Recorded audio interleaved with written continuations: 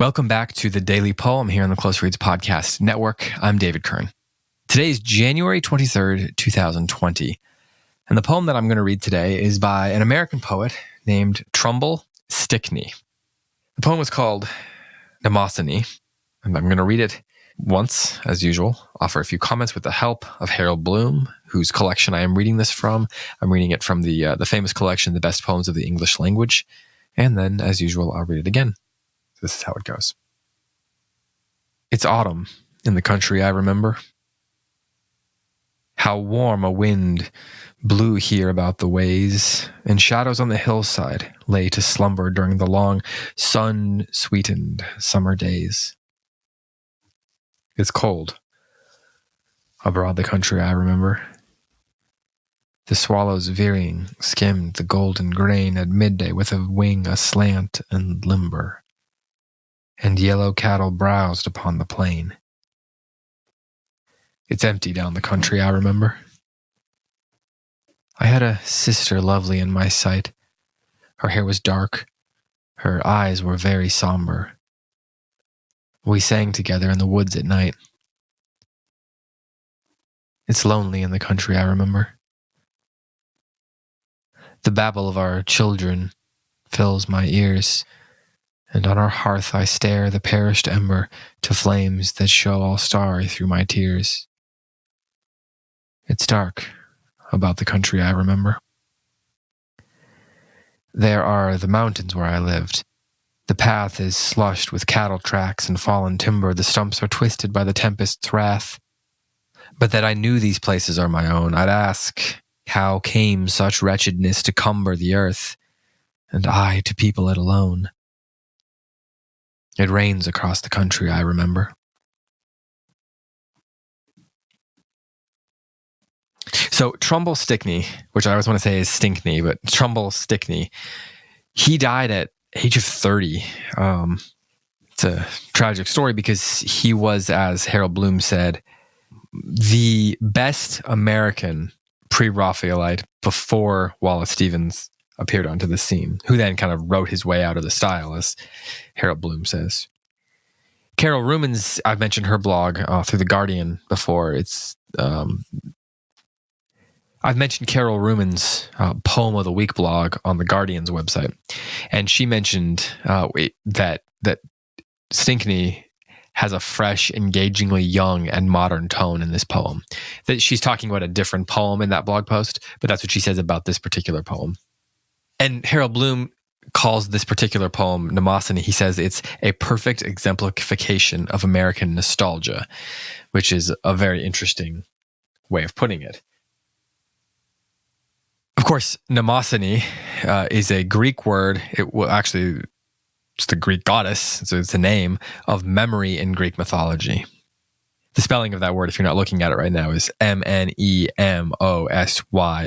At least that's the English spelling for it. And she was not just the goddess of memory, but she was also the mother of the 9 muses, which is really interesting. So memory is the one that births the muses in Greek mythology. And so here we get a poem about memory. Bloom calls it nostalgia, which I think is interesting, partly because nostalgia is this concept of like sort of a twinge or a pain of the thought of something, at the thought of a memory. And here we have this melancholy, the melancholy side of nostalgia here in this poem, the sort of concept of loneliness or sadness or the pain of an old memory. Normally, I think we think of nostalgia, or often in sort of popular parlance, we think of nostalgia as this longing for some happy day, right? The longing for a childhood Christmas, or trying to grasp at something that we experienced in that childhood Christmas. Or we think about it in terms of sports or movies. We have nostalgia for an old kind of movie, or we have nostalgia for the way the game used to be played, or something like that. You hear that a lot in sports talk culture or something like that. You might even have nostalgia for a certain sort of poetry or a certain sort of prose or something like that, a certain sort of novel. But those are all things that are nostalgia because of this sort of pain that not having them leaves in our souls. And here, this poem gets at that pain. And if you just look at the structure of the poem, you can cut out some of the stanzas and see that. So this is essentially a 12 stanza poem, but what it is in between every other stanza is just one line. And of course it begins with one line. So it begins with, "It's autumn in the country I remember." That's just one line. And then we get a 3-line stanza, and then we get another 1 line and then a 3-line stanza. And that form follows all the way through until the very end, when the penultimate stanza follows on the heels of another stanza before giving us the single line.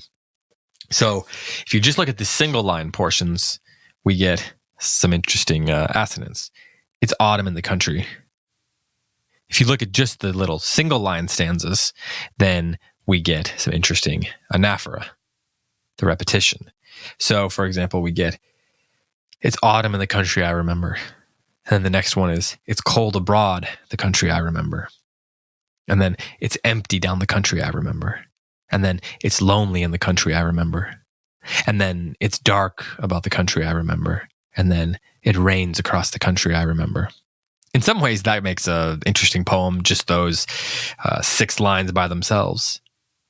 But those lines each sort of are concluding lines for the previous bit. That's how they read, except that, of course, it begins with a 1-line stanza. So they almost operate as previews or introductions or entryways into the concepts of each stanza, while also fulfilling the previous stanza.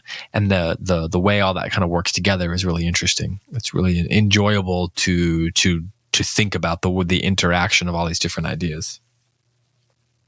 So let's look at the first bit here. So the first line is, "It's autumn in the country I remember." So then the next bit, "How warm a wind blew here about the ways, and shadows on the hillside lay to slumber during the long sun-sweetened days." And then we get a 1-line stanza, "It's cold abroad, the country I remember."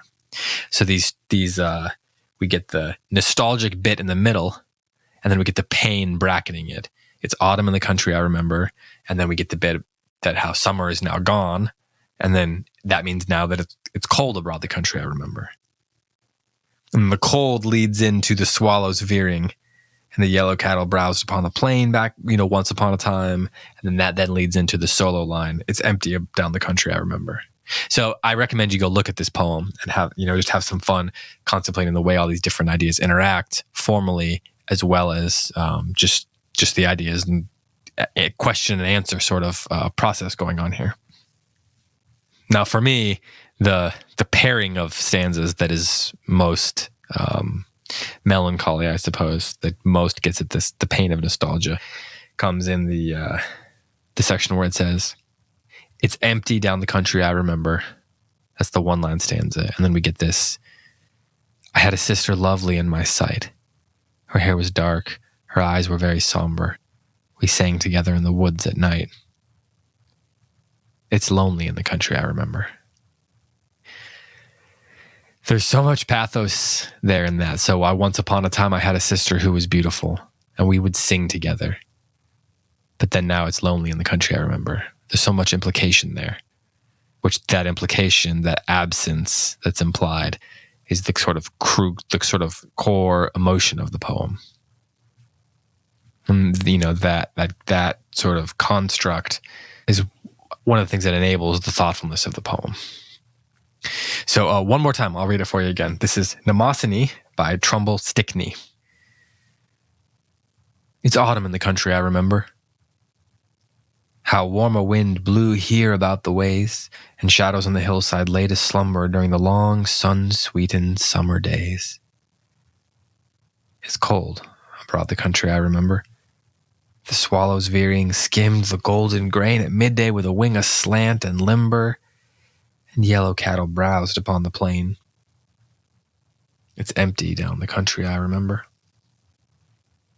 I had a sister lovely in my sight. Her hair was dark, her eyes were very somber. We sang together in the woods at night. It's lonely in the country I remember. The babble of our children fills my ears, and on our hearth I stare the perished ember to flames that show all starry through my tears. It's dark about the country I remember. There are the mountains where I lived. The path is slushed with cattle tracks and fallen timber. The stumps are twisted by the tempest's wrath.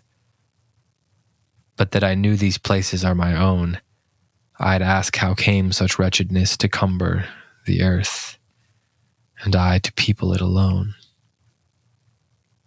It rains across the country, I remember.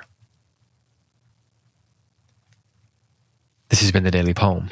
Thanks so much for listening. I will be back tomorrow with another poem for you.